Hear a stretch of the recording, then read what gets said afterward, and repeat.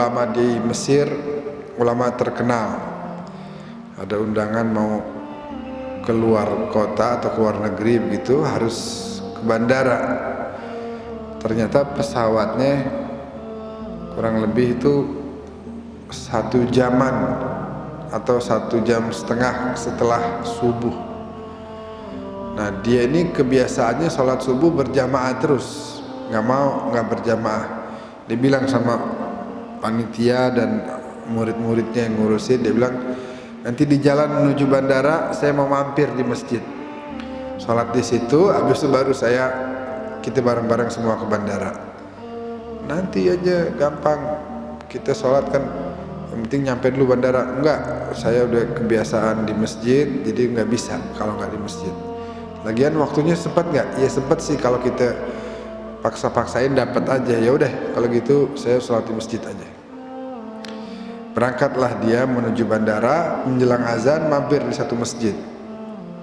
Ini syekh terkenal, ini ulama terkenal. Dia lihat sepi di masjid, cuma ada 1 orang. Belum azan, itu syekhnya juga masih mau istilahnya ya sholat tahajud dan lain-lain.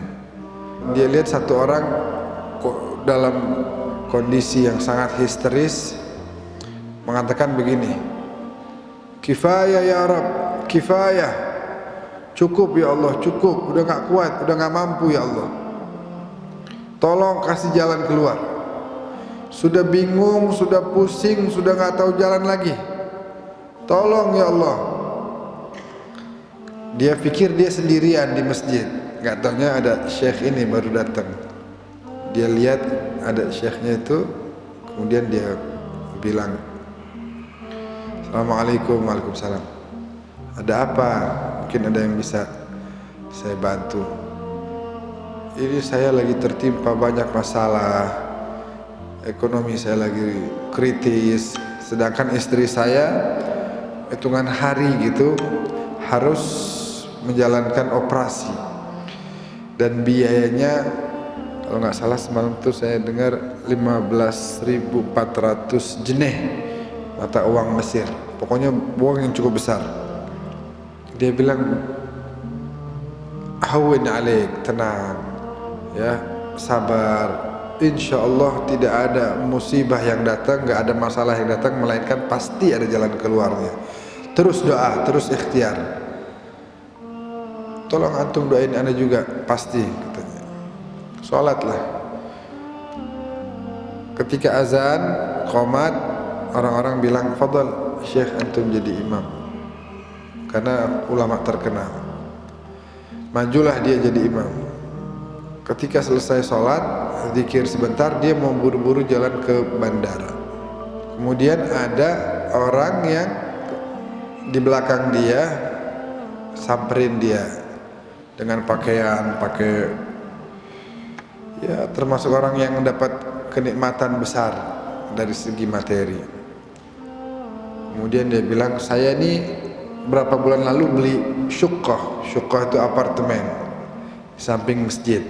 Tadinya saya mau sholat di syuqqah di apartemen sama istri saya, tiba-tiba saya dengar dari speaker masjid suara antum.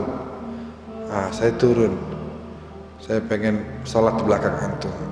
Gak kenal, si syekh gak kenal sama dia, cuma dia kenal sama si ulama karena memang orang top lah. Subhanallah, singkat cerita dia bilang, ini saya harus mengeluarkan zakat, jumlahnya cukup besar. Istri saya berurusan di atas bilang, itu serahkan sama syekh itu, nanti dia yang memberikan kepada yang membutuhkan. Kemudian disampaikan, ini jumlahnya 15.400 jeneh. Langsung syekhnya nangis.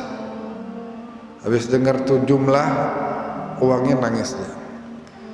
Dipanggil tuh orang yang tadi, sini, tadi antum perlu uang berapa? Disebut 15.400. Si orang kaya yang mengeluarkan zakat ikut menangis. Mungkin orang bilang kebetulan ya, kebetulan aja kali itu Kebetulan bagaimana? Ini si orang kaya, nggak kenal sama si Syekh. Beli beberapa bulan yang lalu apartemen dekat masjid. Si Syekh mau keluar, mau naik pesawat, mampir di masjid yang itu. Kenapa nggak masjid yang sebelumnya atau setelahnya? Kenapa jumlah uangnya harus pas? Inilah makna dari ayat Allah, ammay yujibul muttarra idza da'ah wa yakshifus su'. Makanya Allah pernah bilang dalam sebuah hadis qudsi, salah satu tanda ketuhananku, kebenaran aku sebagai Tuhan adalah ketika aku memberikan kebutuhan seorang hamba yang muttar. Muttar itu artinya yang dalam kondisi darurat. Betapa sering kita dari hamba-hamba Allah ini merasakan hal itu. Ketika sudah, wah semua jalan ketutup nih, semua pintu ketutup nih, nggak ada, udah nggak bisa. Tiba-tiba ada jalan. Itu adalah salah satu bukti daripada kebenaran Allah Subhanahu Wa Taala, kata Allah itu sendiri. Nah, cerita-cerita seperti itu semakin membuat kita bertambah iman kita, bertambah keyakinan kita bahwa mudah sebenarnya bagi Allah. Tinggal kita menunjukkan kebutuhan kita, menunjukkan kefakiran kita kepada Dia yang Maha Kaya, kepada Dia yang Maha Mampu. Itu kita tunjukkan. Nanti Allah SWT dengan caranya akan memberikan ijabah atas doa-doa kita.